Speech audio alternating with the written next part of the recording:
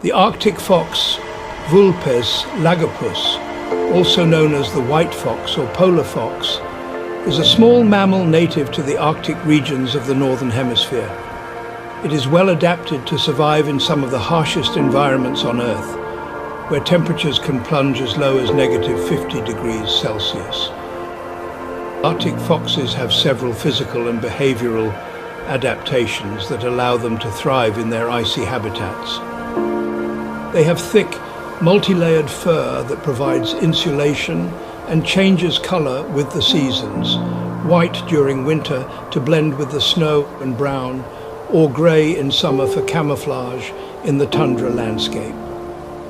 The Arctic fox teaches us the importance of flexibility, perseverance, and finding beauty in simplicity, proving that even in the coldest, most desolate places, life can flourish and thrive.